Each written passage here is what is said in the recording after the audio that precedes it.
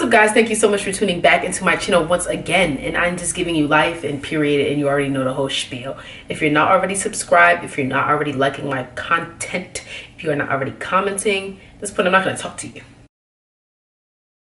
So today I wanted to give you guys a whole completely different type of video, and I wanted to touch on mindset. So if you feel like you don't want to hear about how to change your life, how to attract what you want, how to manifest things, excuse me, you can just click off and watch another video, like my haul or my college dorm video. But let's just get straight into the video. Something that I wanted to really touch on is mindset, aura, and alignment. Now, these are things that I had to find out on my own, and baby, did it take a while. Me and my background and what kind of culture I come from. If you don't know, I'm Jamaican. My parents were born in Jamaica. My grandparents, my great-great-grandparents, everybody was born in Jamaica but me and my brother. So we grew up with a lot of Jamaican and West Indian and Caribbean cultures. And of course, my family was heavily religious. But if you're from the West Indies or the Caribbean, or even you don't even have to be from the Caribbean, anywhere outside of the U.S., there's a strong belief in things like dreams and attracting things. And it was something that I believe started a long time ago. I don't know the exact history of it, but I myself got into it when I got to college. So that's my kind of like perspective on it, is that it's for me, it comes from a cultural place, your aura, your energy, alignment, spirits, and things like that. So I knew of it, but I didn't learn about it and experience it until I got to my freshman year of college. So background on top of my background, when I was in college, my freshman year, I dated a young man, and he was very into crystals and energies and auras, and our relationship didn't work out, but we're still cool and everything. But that was the first time I'd ever seen somebody sit down and meditate, somebody sit down and have crystals around them, and me not really knowing what it is, but just knowing of it, like, oh yeah, you're meditating, but not knowing the history and the story behind that and what that actually does for the body and the mind. I was just in awe. I was just like, oh my God. And mind you, I had only seen it this one time because we had an argument, and he was like, I'm gonna go meditate. And I had walked in on him, and he was sitting on the floor, and he had crystals around him. So I left because I didn't want to disrupt the energy or the vibe in the room. But I just thought that was something amazing. And so looking more into it, I found out all these cool facts, your third eye, spiritual consciousness, things of that nature. And that's kind of what I kind of lean towards. So I am a religious person. I am a Christian. But you can practice energy and aura alignment and, spiritual consciousness, no matter what you believe. Buddha, Allah, God is a woman, whatever you think, that can happen. So this video is going to be about how I got to my mindset to where it is now, and how I protect my energy and protect my bubble. So let's get into it. My definition of energy is the wavelengths you give off and what they say, and how they communicate to other people's wavelengths. Make sense? I envision this bubble. You have this circular ring around you. It draws in like energy, but it also draws in energy isn't the best energy for you, right? And that's how you meet people.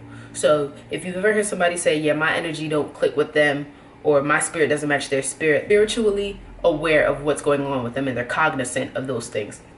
So that's what energy is. Wavelength, communicating with other people's wavelengths and auras and things like that. So sometimes what happens is your energy gets mixed up with somebody else's energy, and they're not akin to you, right? So it's not something that you can necessarily see. Some people are so spiritually conscious. People are so spiritually conscious that they can pick up on that right away and go, yeah, nah. It's almost like dogs. You ever see a dog, bark at something, and then people kind of have this saying that, dogs see spirits and things like that. To me, that's what your energy is. Your energy feels something that's like, I don't rock with you. I don't like the way you blink. I'm not a fan of the way you move your mouth when you say toe. Whatever the case it may be, you get a vibe, right? And I know these kind of words, energy, vibe, spirit, aura, these are kind of played out in today's society, but when you do research on it, you learn more. So that's what energy is. Your aura now is almost it's a little bit more deeper, but it's also a little bit more physical. So you can sense somebody's aura.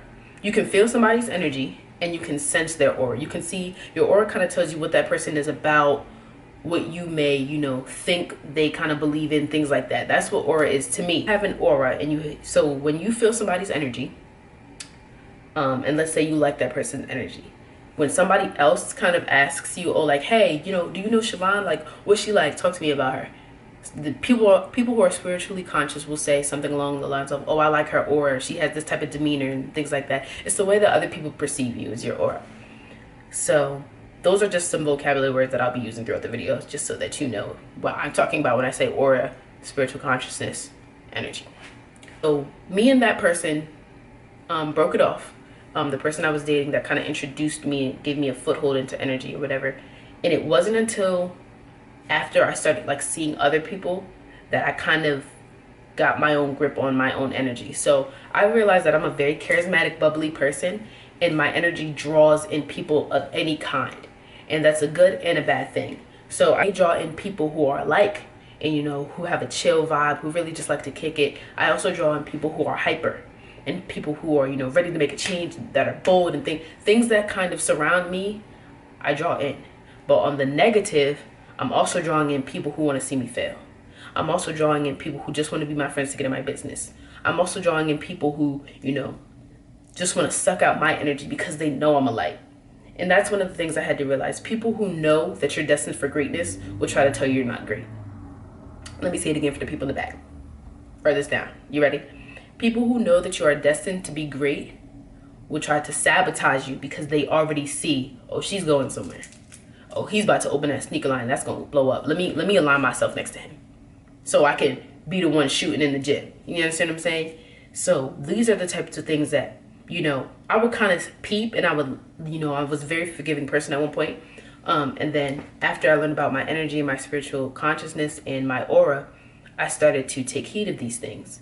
Everybody can't be my friend. I can't be in every scene. I can't be at every party. I can't be at every function. Everybody doesn't get to come into my room. You know, so your room is, you know, one of the places that is a spiritual safe haven for you. So the energy you allow in here, energy you allow in your space, in your car, in your room, around your creative, that can mess you up really, really bad. It's almost like having sexual intercourse with somebody. If you've ever heard somebody say, you know, they're sexual demons or sex demons, they literally mean the swapping of bad energy because you've interacted with somebody in some way. That's scary. So once I had to learn all of these things and I realized what my energy was and I realized what my aura was, I had to change my surroundings. And naturally that comes with changing your mindset. So there are a lot of people that, you know, for example, when I transferred from Ryder to Rome, there's a lot of people that I did not tell. Because what do you need to know for? You know, there's a lot of people that I've forgiven and not forgotten what you've done. There's a lot of people that, you know, I see you and we could be friends, but this is not in this lifetime. Because what you're aligned with and what you surround yourself with, Siobhan doesn't. I don't bang with it. I'm not a fan. Mindset is something that you have to work on every single day, or is something you have to always protect. Energy is something you have to always protect, and you always have to be a student of the game when it comes to spiritual consciousness. So that literally, in layman's terms, literally means just knowing who's around you, knowing who you're telling your business to, knowing who you're inviting into your abode. You know, because people leave impressions on your body, people leave impressions on your spirit, and that will take over and mess you up. That's why you see people in depression. That's why, you know, sometimes it goes to the extent, of, you know, suicide and people, you know, can't think, or they feel off, they feel an imbalance. You just have to watch those things. So after I kind of realized, okay, you can't come with me on this path. You were meant to stop right here. You know, we had this falling out because you can't come with me and I'm on my way to success. So you were literally a lesson. We don't take losses, we take lessons. And so after I learned about that and learned how to control that, I kind of started shifting who was around me and who was in my box and who knew that I wanted to be a heart surgeon. And, you know, who knew that I wanted to start a clothing line and who knew that I wanted to be a model and things like that. I started trying to box in my closest friends, but also keep an eye out on the castle for the enemies. Does that make sense? And one of the things that I happened to change was my mindset. I used to be I am a bubbly person, and I was a very bubbly person, but I spoke a lot of things that not everybody needed to know. So I would tell the nearest person my dreams and aspirations. I'm an open book. Anybody would tell you that. And I had to learn to stop being an open book because, like I said, people will use that to your demise. You ever get in an argument with one of your friends and they kind of jab at you with the one thing that you said, this has to stay between us? That was an issue. So it's kind of sort of like that. So I had to cut off people, like I said, and box myself in with people who I felt like would never hurt me regardless, with people who I felt like were genuinely there for me. So my mindset started changing. I started to, look at things in a different light. I started to see the glass as half full. You know what I'm saying? I started to see, the good and just the simplicity of things. And I feel like when you're humble and when you appreciate the little things, just even waking up in the morning is a blessing. Going back home, when you left home and were able to come back home, some people don't make it back home. You know what I'm saying? When I started to see the simplicity and things like that, my mindset started to change. When I started changing what I'm looking at on Instagram, I wasn't looking at Ari Fletcher and all of these things and booties and all of this crap and, looking at other people's pictures and comparing myself. When I started looking at things that kind of were in alignment with what I wanted to do. Okay, I started following American Heart Association because I want to be a heart surgeon. I started following people that were aligning themselves with what they wanted to do. And they weren't always successful yet. They didn't have to be famous. But as long as they were working towards it and I could be a part of their digital journey to success, I said, oh, okay. I started studying better. I started spending less time watching TV and more time reading. I started, asking my friends, hey, are you mentally good today? Before I would, unload my own issues, I would say, hey, are you mentally capable of handling what I'm about to tell you? Not because it might, be too much, but because it might trigger them. You don't know what they're going on. You don't know what they have going on depending on, how close this person is to you and what kind of relationship you're trying to build. So I say all that to say, if you want to work on starting your own path to spiritual consciousness, recognizing your aura,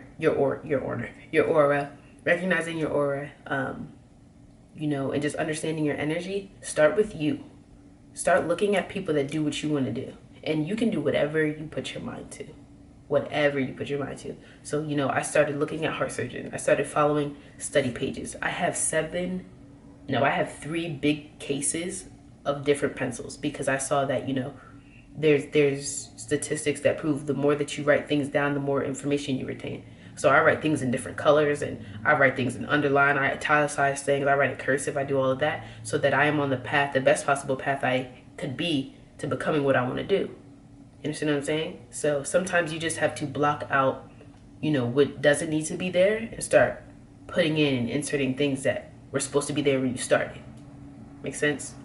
So yeah, that's my little spiel on energy and aura and spiritual consciousness. If you guys like this content, if you want to hear more about your third eye and things like that, my friend actually has a page. His name is Cam. His Instagram name is, I believe, like SOG Cam or something like that, but I'm going to put it down here. He's a guru on this type of stuff. He reads this stuff. He does the whole holistic route. I went to school with him, and he's kind of another reason why I kind of, want to do more holistic medicine now. But he talks about your third eye, spiritual consciousness, being a student of the game, all of that. And I'll leave his Instagram below or on the screen. But yeah, make sure you guys are just protecting the energy that you have because, you know the saying that there's nobody out there like you. So there's no point in trying to be somebody else or comparing your behind the scenes to somebody's major motion picture because you're not done making your movie yet. You know what I'm saying? So yeah, I hope you guys enjoyed this video. Make sure you like, comment, subscribe. Tell me about your spiritual journeys, about how you came across something called energy, about something called, auras, how you had to cut people off and how you changed your mindset to where it is today. If it's working, if it's not working, if you need help, if you feel like you were made to do these kind of conversations, let me know in my DMs or in my comments and I'll see you guys in my next video. Bye.